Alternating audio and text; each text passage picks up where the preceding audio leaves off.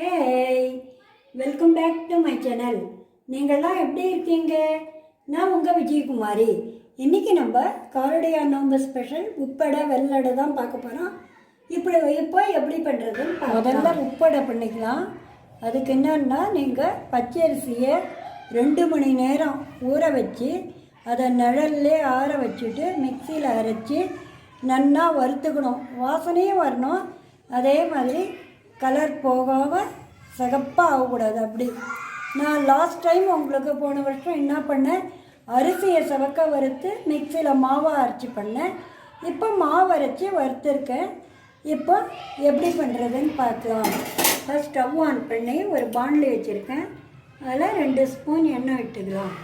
எண்ணெய் காஞ்சி எடுத்து அதில் ஒரு 1/2 ஸ்பூன் கடுகு,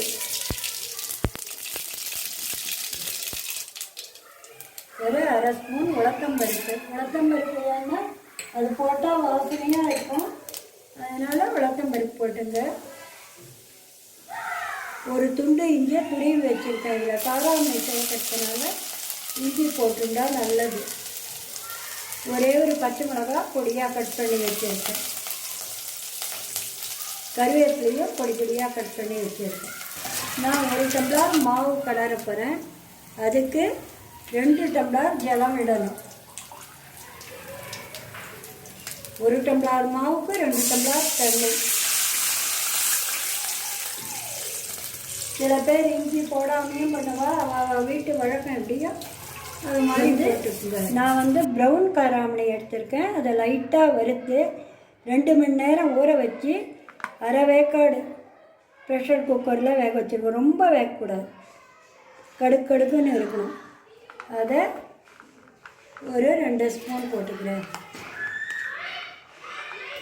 அதே மாதிரி தேங்காவை நல்லா துருவி வச்சுருக்கேன். அந்த துருவல், கொப்பரை துருவல்லாம் இருக்குது. அதில் நீங்கள் பல்லாகவும் நறுக்கி போட்டுக்கலாம். அதை ஒரு 3 ஸ்பூன். தேங்காய் எவ்வளோ போடுறோமோ உப்படை வெள்ளடைக்கு நல்லா டேஸ்ட்டாக இருக்குங்க. இது 1 டம்ளர் மாவுக்கு 1 ஸ்பூன் உப்பு,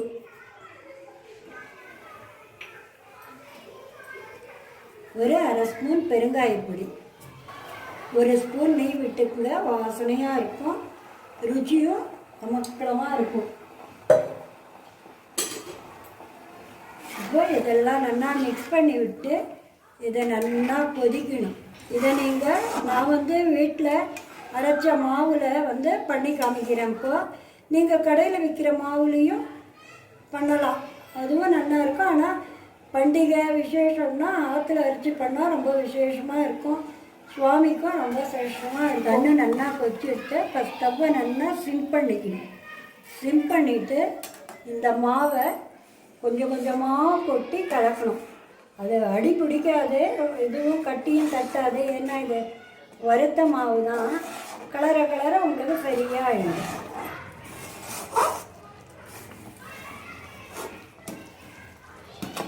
இது பாருங்கள், நல்லா கிளறியாச்சு. அந்த நம்ம விட்ட தண்ணியும் கரெக்டாக அந்த பதம் கரெக்டாக வந்துடுதுங்க. இப்போ என்ன பண்ணலாம், இதை ஸ்டவ்வை ஆஃப் பண்ணிவிட்டு இதை அப்படியே 10 நிமிஷம் ஆற விட்டு, ஆறுனா தான் அதில் கையில் பிசைஞ்சு அடை பண்ணுவோம். இப்போ வெள்ளை அடை பண்ணிக்கலாம். ஸ்டவ் ஆன் பண்ணி ஒரு பாண்டில் வச்சுருக்கேன். அதில் இதுக்கு நான் 1 டம்ளர் தான் அரிசி மாவு எடுக்க போகிறேன். 1 டம்ளர் அரிசி மாவுக்கு 2 டம்ளர் தண்ணி. நான் 1 டம்ளர் வெல்லம் போட்டிருக்கேன். 1 டம்ளர் மாவுன்னா 1 டம்ளர் வெல்லம். அதை இந்த தண்ணியில் கரைச்சி வச்சுருக்கேன். அதை வடிகட்டிக்கலாம். 2த்துக்குமே ஒரே அளவு தான். 1 டம்ளர் மாவுனா 2 டம்ளர் தண்ணி. வெல்லம் 1க்கு 1. இந்த தண்ணியில் 2 ஸ்பூன் நெய்,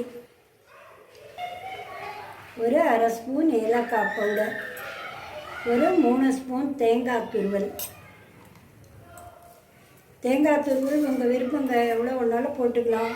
பல்லாகவும் நீங்கள் நறுக்கி போட்டுக்கலாம், துருவியும் போட்டு. வறுத்து ஊற வச்சு வேக வச்ச காராமணி அது ஒரு 2-3 ஸ்பூன். எல்லாம் நல்லா கொதிக்கணுங்க. இப்போ இந்த வெள்ளை தண்ணி நல்லா கொச்சி எடுத்து இப்போ ஸ்டவ்வை சிம் பண்ணிவிட்டு அதே மாதிரியே 1 டம்ளர் அரிசி மாவை கொஞ்சம் கொஞ்சமாக கொட்டி கிளறிக்கலாம். இது பாருங்கள், இது நல்லா சேர்ந்து ஒன்றா வந்தாச்சு. வானலில் அப்படி கொட்டாமல் ஒன்றா சேர்ந்து வரணும். இப்போ இதுவாக ரெடி ஆகிட்டு கேஸை ஆஃப் பண்ணிவிட்டு இதை 10 நிமிஷம் ஆற விட்டுட்டு அப்புறம் இதையும் கலந்து பாருங்க. இது எப்படி நன்னா எப்படி பாருங்க, பால் ஆட்டம் பசஞ்சு வச்சாச்சு. இப்போ இதுலேருந்து நீங்கள் என்னன்னா கையில் கொஞ்சம் எண்ணெய் தொடச்சிட்டு இந்த எண்ணெயை 2 கையிலும் இப்படி தொட்டுக்குங்க. ஒரு உருண்டை எடுத்துக்குங்க. உங்களுக்கு என்ன சைஸில் வேணுமோ, சில பேர் சின்னதாக பண்ணுவா, சில பேர் பெருசாக பண்ணுவா. எந்த சைஸ் வேணுமோ அந்த சைஸில் நல்லா உருட்டி இந்த மாதிரி ரவுண்டாக செய்யணும். செய்து நடுவில் ஒரு சுண்டு விரலால் ஒரு ஓட்டை போடுங்க. போட்டுட்டு இதை இந்த பாருங்க, இந்த இட்லி பாத்திரத்தில் ஒரு குழியிலையும் எண்ணெய் தடவி வச்சுருக்கேன். அப்போ தான் அதை எடுக்கிச்சே ஒட்டாமல் வரும்.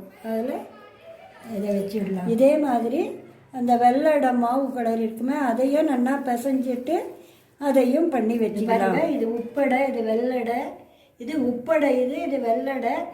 வெள்ளடை 12 வந்திருக்கு, உப்படை 12. இது 1 டம்ளர் மாவு தான், இது 1 டம்ளர் மாவு தான்.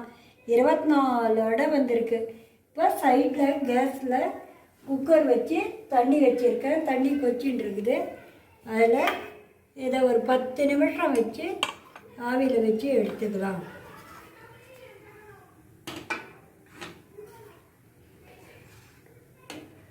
ஒரு டம்ளர் போட்டாலே உங்களுக்கு தாராளமாக எவ்வளோ அடை வருது.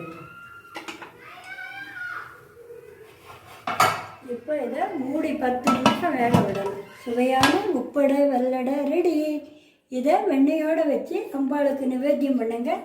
நீங்களும் இதை ட்ரை பண்ணி பார்த்துட்டு எப்படி இருக்குன்னு சொல்லுங்கள். தேங்க்யூ.